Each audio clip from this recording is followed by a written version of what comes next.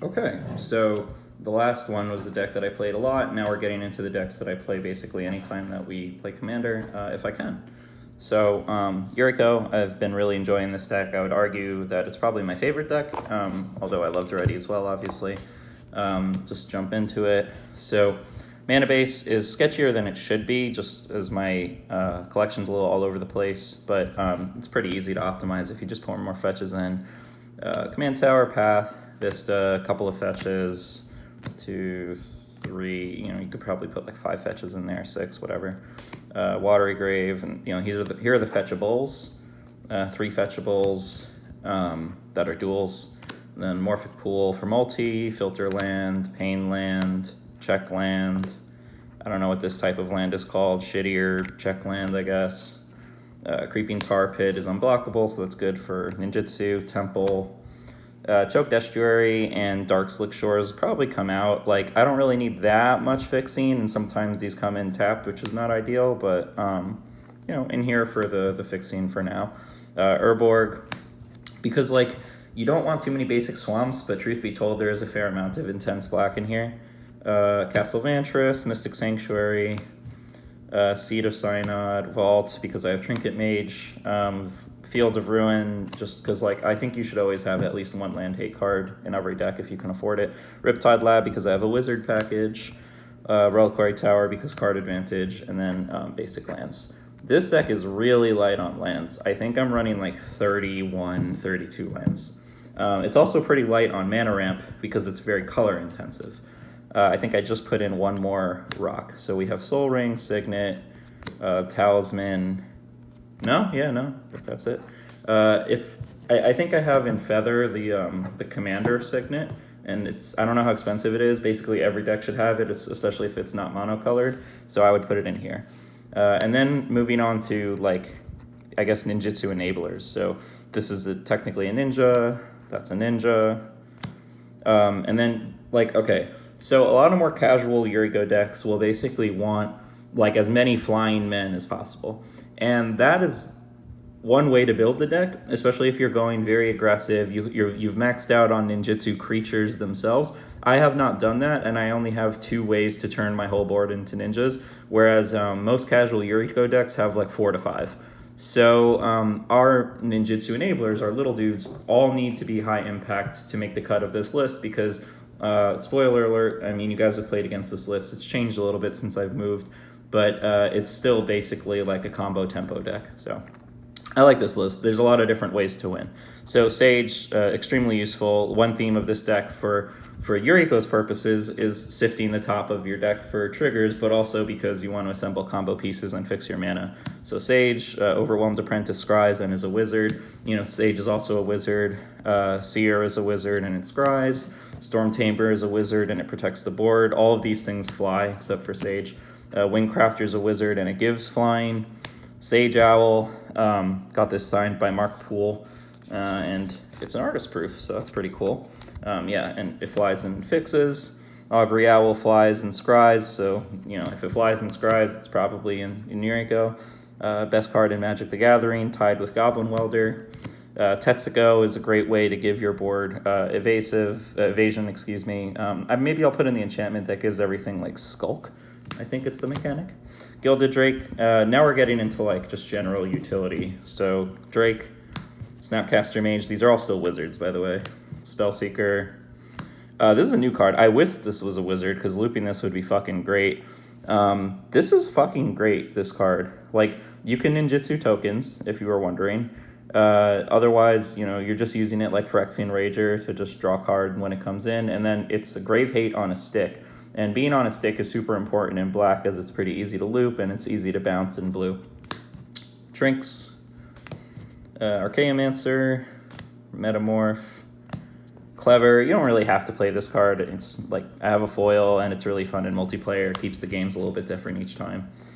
Spark Double, so it could be extra Yuriko. I'll probably, once I get my hand on the new Sakashima to be an extra non-legendary Yuriko, I think I'll do that.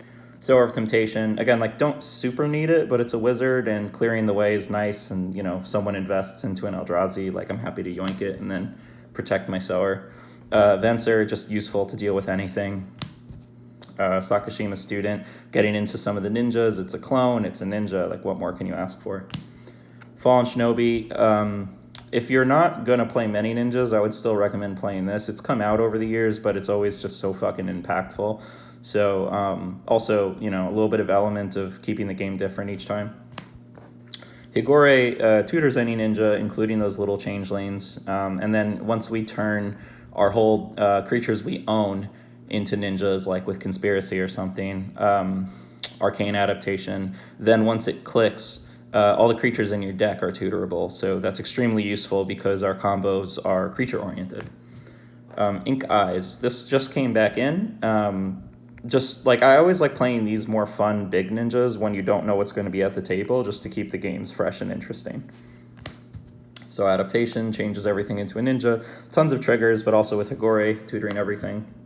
Maskwood is basically just an arcane adaptation, except that this is not colored, so it's easy to play on bad mana if you have it. And then also makes change lanes if you have spare mana. So while holding up permission, you could Maskwood. So here's your permission and removal. So counterspell, Drown in the Lock, Soul Manipulation. This is not definitely like not necessary, but the ability to generate card advantage is really useful.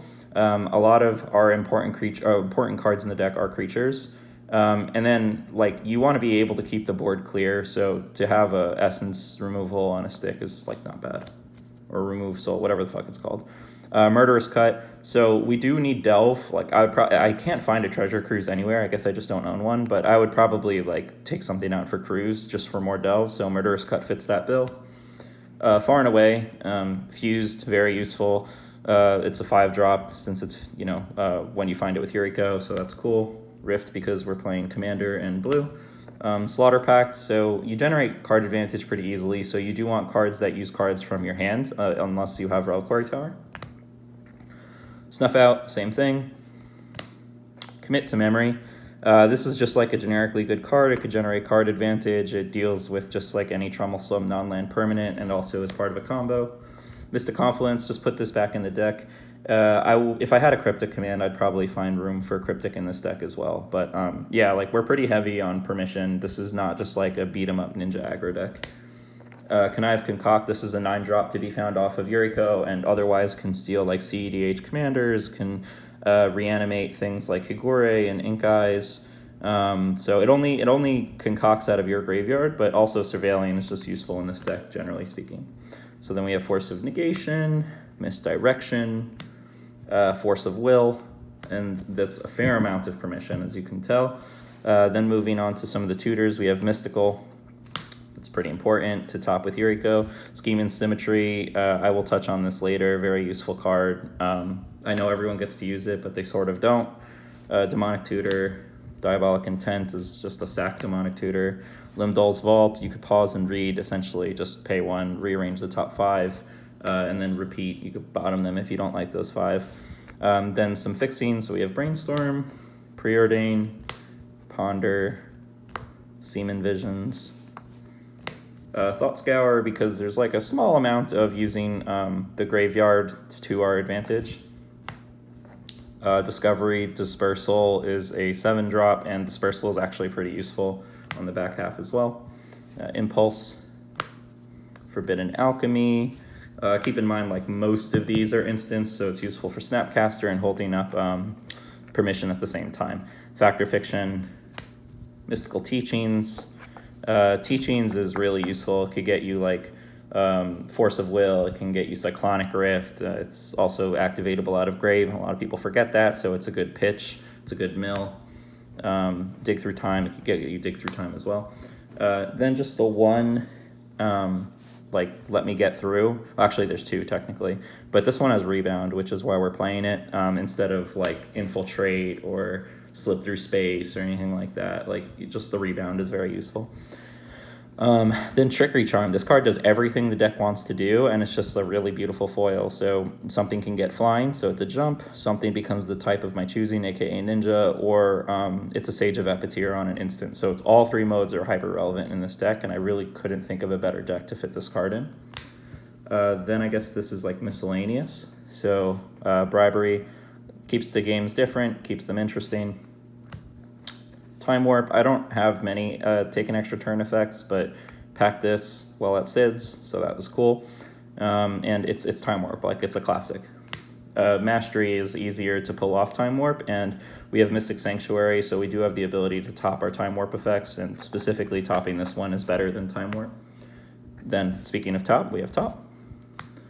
And we have Scroll Rack, so these cards seem pretty obvious to me. And then rounding out, we have the Planeswalkers. So Ashiok says opponents can't search their libraries. So going back to this card, Scheming Symmetry. If you Scheming Symmetry with Ashiok, so they can't use their own effects to search, so they will still be able to search with Scheming, but then the minus is target player mills the top 4 of their library and then exiles their grave. So I am going to Scheming, but then I'm going to mill your search off of Scheming. So like if I don't have the Ashiok out, I'm going to bait you into Scheming for a good thing against my board state. Then I'm going to mill it and I'm going to exile your grave along with 3 other cards from the top of your deck. So definitely super useful, and just generally like a Stranglehold is always a good effect to have in a fetch land format. Then we have Narset to go along with this guy. Commit to Memory, specifically Memory. So Wyson will know all about this, as he is the resident blue mage. But yeah, essentially just wheel everyone, but no one else gets to wheel except you. And a lot of the useful cards in this deck are permission. I mentioned there are a number of creatures, but you can see our Planeswalkers are also very high impact, so being able to Narset into Planeswalkers is useful as well. Then JTMS, more than just a generically good blue card, we do care about top deck manipulation, so Jace is always useful to have. And then, if you don't already know, maybe you're wondering why this Jace, but that is because we are a degenerate shithead and we're playing the Inverter combo.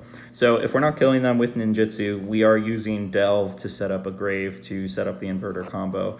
And that is specifically useful because this deck can struggle to be aggressive against the multiplayer table. And having this in your back pocket, especially if no one sees it coming, is really awesome. And having Thassa's Oracle in a Yuriko deck is like not an unreasonable thing in its own right, especially being a wizard. You could bounce it repeatedly. So you can almost just hide in plain sight if you're just using this Thassa's Oracle. Not to mention, both of these are ETB effects. They are not cast effects. So you can concoct, surveil, and then get one of these back from your grave to set the combo up later without actually having to play cards like Reanimate, which I used to do. So yeah, that's the current standing on Yuriko. I think it's 100. Maybe I'll cut something out of the list, but really, really fun deck.